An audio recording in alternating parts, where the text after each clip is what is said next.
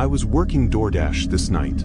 It was my full-time gig, so I usually tried to get at least 8 or 9 hours in every day. In all honesty, I wasn't very good at keeping a schedule for myself. Every day I'd push off starting until later and later into the night, sometimes not even starting until 9 or 10 p.m. This was one of those nights. I was 3 hours in, and it was about 1 a.m. when this order came through. It was a pickup grocery order from a nearby gas station convenience store. I drove up to the empty gas station and went in. It was quiet and nobody was there except for the cashier. When I got back in the car, I checked to make sure it was the right thing. Just one large cheap bottle of wine. Interesting order for sure, but also more inconvenient for me as well. I always preferred just driving up and dropping everything off on the porch without interacting with anyone. But with alcohol I had to check their ID, so I would have to wait for them to answer. Anyway, I started driving. It was just over 15 minutes away in the woods. Most of the town was forested, so this was nothing out of the ordinary. However, pulling down their driveway, it was very rugged and harsh. It didn't seem well cared for at all. Then I reached the house. It stood alone, just a single, very old home. It didn't seem like any lights were on, so I could only see the front of the house from what my headlights were shining on it. I parked and got out. The woods were quiet. It gave the sense that I was alone, with every sound I made being the only audible noise in the area. It was 1 a.m. though. I stood beside my car and pulled up the order on my phone, making sure I had it all ready to go for the ID check and everything. While I was there, I noticed a light out in the woods. I really didn't think about it too much though, because it looked like it was probably a light from someone else's house, like a porch light or something. I couldn't actually see the house though. The light was too far away, and just barely shining out from between all the trees. After getting the app all set, I walked up to the porch. I didn't see a doorbell, so I knocked on the door. I could hear the knock echo throughout the inside of the house, like it would in an empty home. Kind of weird, but again, I just ignored it and waited for someone to answer. Really, the only thing I felt was off up until this point was that no lights were on in the house or on the porch. Still, the only light allowing me to see were my headlights shining on to the front of the house. It being an older home in the woods was fairly common around here, so I know it sounds strange, but to me it wasn't anything off-putting. After a good minute of waiting, I finally heard something from behind the door. And just a moment later, it opened. Immediately when the door opened, I noticed just how dark it was inside. I figured there would be some dim lighting in the back of the place, or that maybe they would turn on the lights as they came up to answer the door. But no, it was basically pitch black in there. I could barely even see the man that was standing in the doorway. He was on the taller side and kind of thin, and the shadows covered most of his face. I said I just needed to check his ID really quick for the alcohol. He nodded and I think slightly smiled, but I couldn't see very well. He told me to give him a minute to grab his wallet. His voice was slow and gravelly. The man left the door open as he turned around and walked down the hallway to the other end of the house, completely disappearing into the void of darkness just a few feet back from the doorway. Now I was unsettled.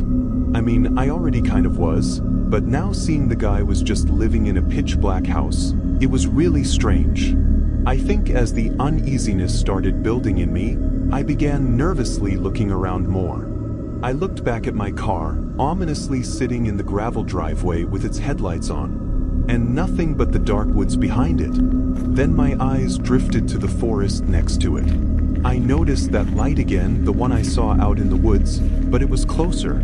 I stared at it, and after a few seconds, I could tell it was moving. Not like it was shining all around, but it was just slightly swaying or shaking, like someone was standing still, holding up a flashlight and pointing it toward me. I felt a chill go through my body. The light had to be only 50 feet out in the trees. It was still completely quiet outside though. I couldn't hear anyone or anything. But as I stared at it, I suddenly heard something from inside the house. I shifted my eyes back through the doorway, looking through the darkness of the front hall. I could hear these quiet creaks on the floorboards, like someone was carefully moving closer to the doorway. I jumped off the porch and ran for my car. As I did, the light in the woods moved, but I didn't look long enough to find out what they were doing. I got in and drove away, still catching my breath.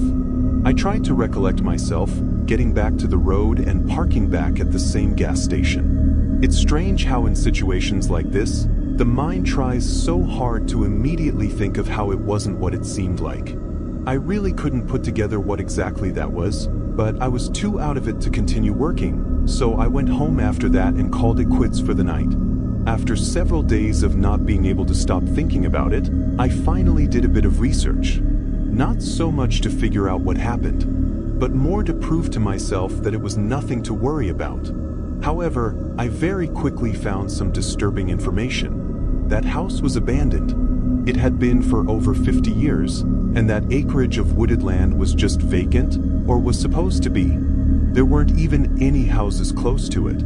I don't know what was going to happen that night, but I really feel like I barely got away with my life. In 2019, I drove down to my older brother's cabin to watch his dog while he was away. He was just going on a 3-day work trip and didn't want to leave his dog, Cooper, with someone they weren't familiar with. I called my brother's place a cabin, but really it was a normal, fairly sized home. I only called it a cabin because it was nestled away in the middle of the woods. The first day I spent hanging out and catching up with my brother, before he left around 3 that afternoon. There wasn't all that much to do at his cabin, aside from relaxing and maybe listening to music by the fireplace. After eating dinner, I figured it'd be nice to sit outside and watch the sunset by a campfire, so I brought Cooper out with me and we chilled in the yard by the campfire as the sun slowly fell behind the trees. It was really nice, at least for the first hour. I found out pretty quick, though, that it was not quite as calming once the sun was down. It was actually extremely creepy. Everything around the cabin got completely dark and the quietness of the woods was just eerie. Not even 10 minutes after the sun was gone, I put out the campfire and went back inside. Maybe it just wasn't for me, but I honestly hated the creepy feeling of being out there at night. I sat on the couch with Cooper, and ironically turned on a horror movie. The long drive to the cabin had me pretty tired though, and during the whole film I was in and out of sleep. However, at one point I woke up and Cooper wasn't beside me anymore. I sat up and looked around, seeing him sitting by the front door. I called his name, but as I did, I realized how weird it was. Cooper didn't look like he happened to just be chilling there. He was sitting upright, head forward, facing and staring at the front door. "Cooper? You okay, Coop?" He looked back at me, but only for a second. Then he looked back at the door. I got up and walked over to him, patting him on the side and looking out the peephole of the front door. I didn't see anything. I cracked it open and stuck my head out. It was still too dark to see clearly, but there didn't seem to be anything out there. No sounds of any animals walking around either.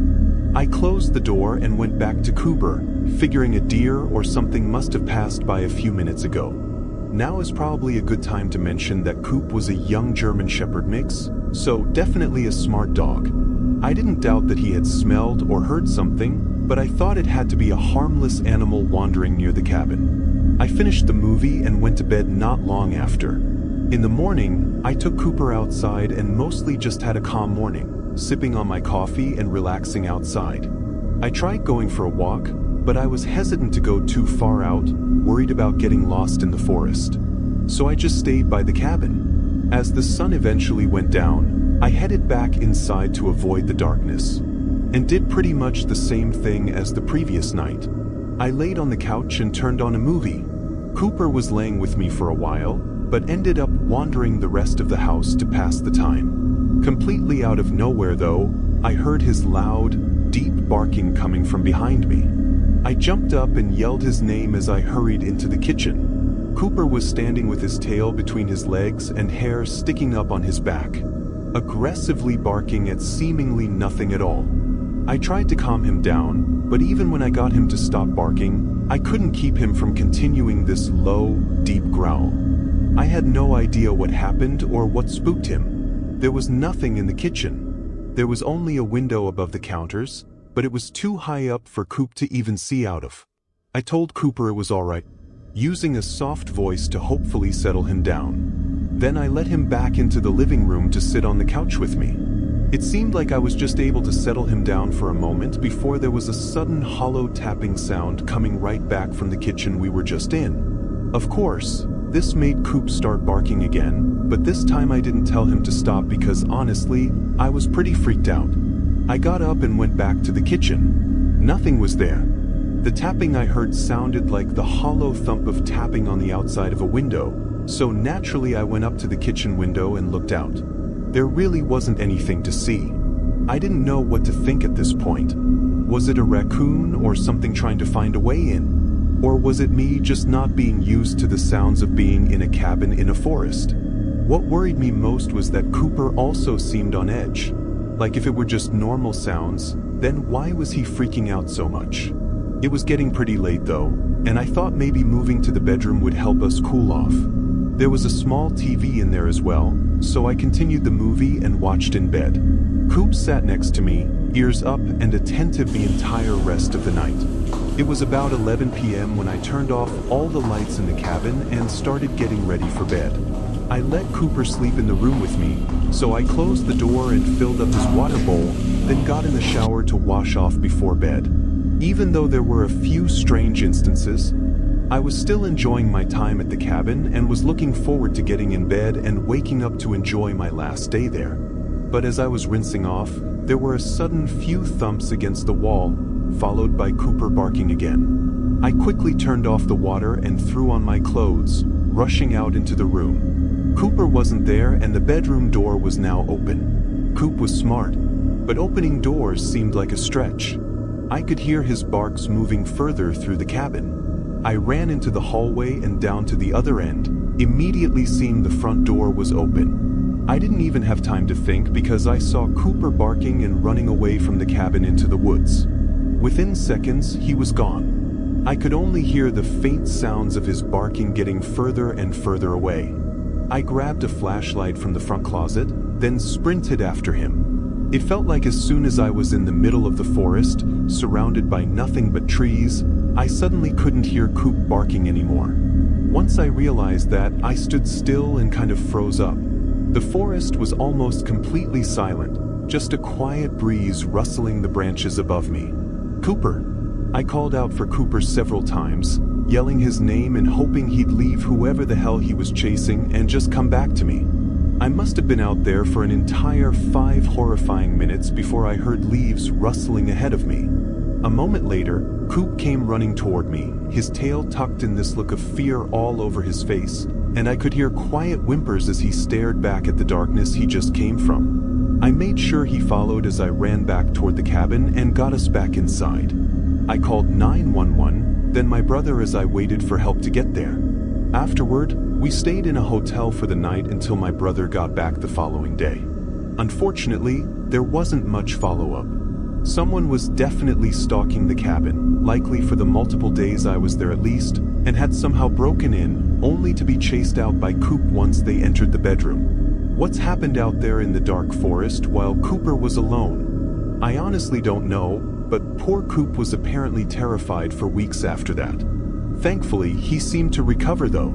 That was definitely the most horrifying and intense experience of my life. And if not for Cooper chasing them away, I don't know if I'd be here right now. Being over 6 years since then, Coop has gotten older, pushing 10 years old now. I still love getting to see him every time I visit my brother, and even though he's not my dog, I still love him and appreciate what he did for me that night at the cabin, and for keeping my brother safe from whoever is still out there.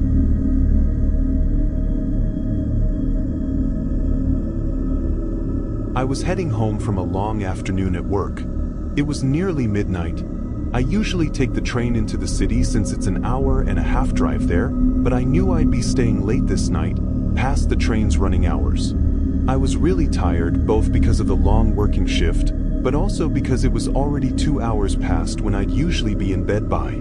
Once I was out of the city and driving on the long, straight, and empty rural roads. It was even more tiring and hard to stay awake. I didn't feel at risk of falling asleep, but almost like it was just torture to be forced to stay awake as I drove. 40 minutes passed while I continued down what felt like an endless road, not seeing any more than 4 or 5 cars passing by before I caught sight of something on the side of the road. It was a pickup truck, pulled off on the grassy shoulder, but no lights on or signs of anyone in or around it. Kind of weird for being out in the middle of nowhere, but probably just had some car troubles or ran out of gas and had to get an Uber home. I didn't think all that much on it until not 2 minutes later, I passed another. It was a car, but almost identical, parked on the grass near the trees off the side of the road. And no signs of anyone. Had to be just a coincidence, but I'd taken this route plenty of times before and never seen anything like it. It kept me a little more awake, looking off the road for any more interesting things going on. I'd say another couple minutes passed. I was looking out at the road when suddenly something appeared in my headlights right on the pavement ahead of me. There wasn't even time to see what it was or swerve out of the way. I immediately hit it with my right tire. I was kind of stunned for a moment from how out of nowhere it came from. I kept driving, listening for any issues with my car, but hoping I just ran over it smoothly. However, just a minute later, I could tell something was wrong. I didn't even have to wait for the tire pressure symbol to light up to know it was going flat.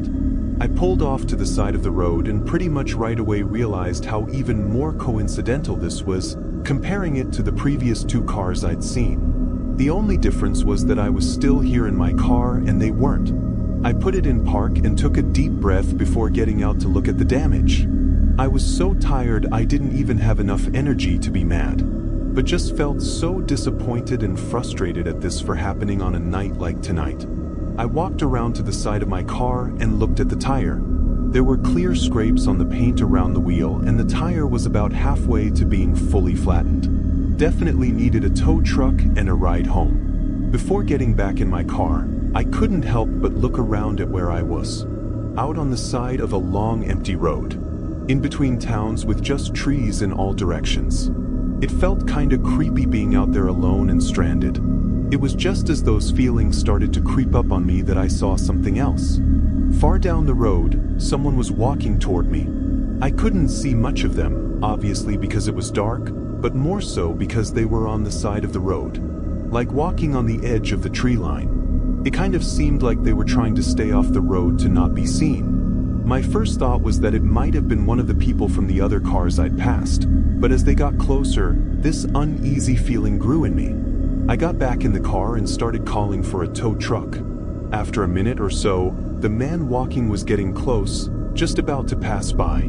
Before they left the tree line and started making their way through the grass and up to the road, they came right up to the side of my car. I watched them as they came up to the window. They didn't say anything, but they were noticeably jittery and, I don't know, unstable, I guess. It was very hard to read them or what they were doing. After a few seconds though, his eyes locked on me. His gaze was incredibly disturbing and instantly had me feeling the need to get out of there. I put my car in drive and drove away. I knew I risked damaging my wheel, but my gut told me that something was really off about that guy. I made it just 20 seconds down the road before passing another car. This one was different though. Its door was partially open and the inside lights were on. It looked like it must have been where the guy came walking from. I kept going. At the nearest town, I pulled over and got help with my car. I thought it was honestly just a really strange experience and would never really know what that guy wanted or what even happened. After everything was fixed, I'd mostly forgotten about it. That was until 4 days later. I heard about a disturbing story of 2 people going missing along the road that I often took to and from work. I immediately thought about the 2 abandoned cars I'd seen that one night and quickly looked more into it. My body went numb when I saw it was on the same exact night and those 2 cars were from the 2 missing people. Both cars had damage to their tires from hitting something in the road, likely put there by someone to purposely get them stranded. I called police to give them information. But as of today, neither of the missing people have been found yet. As far as I know, there hasn't even been a single clue or lead as to who was behind it or what they did to them. It still haunts me to think about how close I was to being the 3rd missing person.